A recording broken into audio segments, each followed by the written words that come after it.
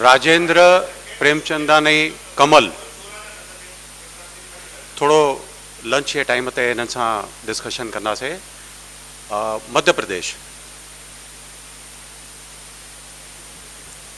साईं एक त गाल जय झूलेलाल। एक त जेको चयन सिंधी साहित्य अकादमी छा करे सघंदी, त मां हाणे उन स्थिति में कान्हे आ त छा करे सघंदी, पर छा वीचार हुयो करण जो उन थोड़ो सो ॿुधाए सघंदुमि। 5 मई 2016 ते मां सिंधी साहित्य अकादमी मध्य प्रदेश जो चार्ज वरिती निदेशक के रूप में। 22 दिसंबर 2018 नई सरकार अचण खां पोइ घर वापसी करे छॾियनि।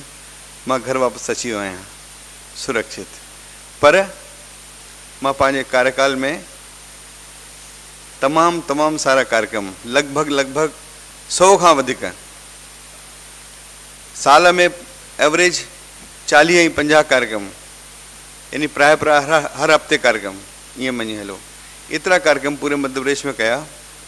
पैसनि जी बिल्कुलु कमी न हुई, खूब पैसा ख़र्च कया। उन खां पोइ बि जंहिं महिल आयुमि त 78 लख रुपया उते छॾे आयुमि। पैसनि जी का कमी मध्य प्रदेश सरकार में न हुई।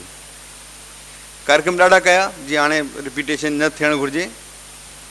सुहिणा सिंधी कार्यक्रम, कवि सम्मेलन, कवित्री सम्मेलन, सिंधु आइडल, सिंधी भाषा दिवस, चेटी चंड अलॻि घणनि शहरनि में, नाट्य समारोह, अदबी महफ़िल, महापुरुषनि जी उन्हनि ते जयंतियुनि ते या शहादत दिवस मनाया।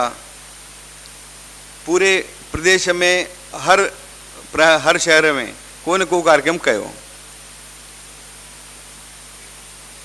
मांडू में पंहिंजे NCP सां गॾु असां कार्यक्रम कयो कहावतूं ऐं मुहावरे जो। पर अञा हिकिड़ो थैलीसीमिया ते असांजो विशेष कार्यक्रम असां शुरू कयो, जेको असां सिंधियुनि में इहा बीमारी आहे ॿारनि में, उन ते कविता इसराणी जो हिकिड़ो ॾाढो शानदार नाटक थियो थैलीसीमिया ते।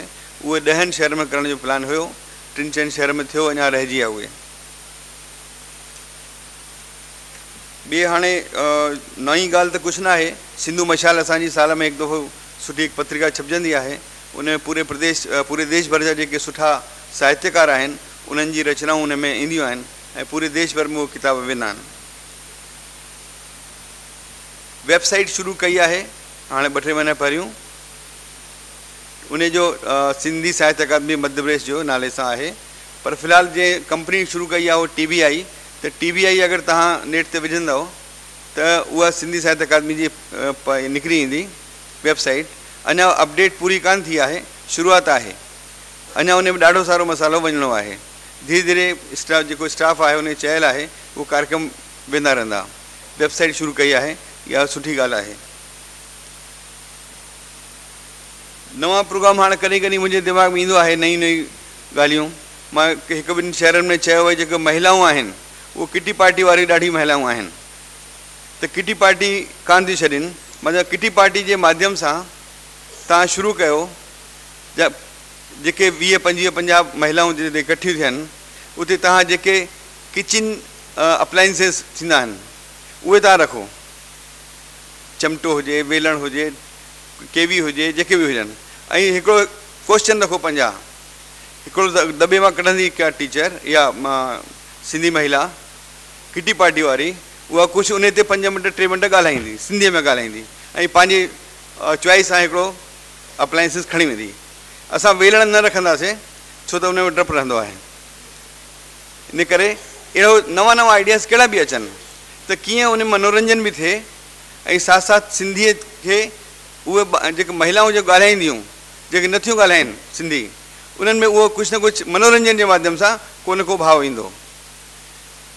पोटनि ॾाॾनि खे चवंदो आहियां ॾाॾो ऐं पोटे में संवाद थियणु घुरिजे सिंधीअ में। इहा ज़िमेदारी, छो त हाणे हिन वक़्तु ॾाॾनि जे मन में दुख आहे त असांजी सिंधी असांजे घर मां निकिरी वञे थी। इहो दुख कंहिंखे आहे? ॾाॾनि खे। छो त उन्हनि वक़्त ते कमु न कयो, ईमानदारी सां उन्हनि महिनत न कई, सोचियो कान। हाणे वक़्तु निकिरी वञे पियो थो, त हाणे ज़िमेदारी बि उन्हनि जी आहे त पंहिंजे पोटनि पोटियुनि सां, भले तव्हांजी उन्हनि जी नुंहुं मना करे चए डैडी मुंहिंजे पोटे सां सिंधीअ में न ॻाल्हायो, पर वरी बि ज़िद सां ॻाल्हायो, पंहिंजे पोटनि सां पोटियुनि सां वरी पंहिंजी सिंधी वापसि ईंदी। जय झूलेलाल।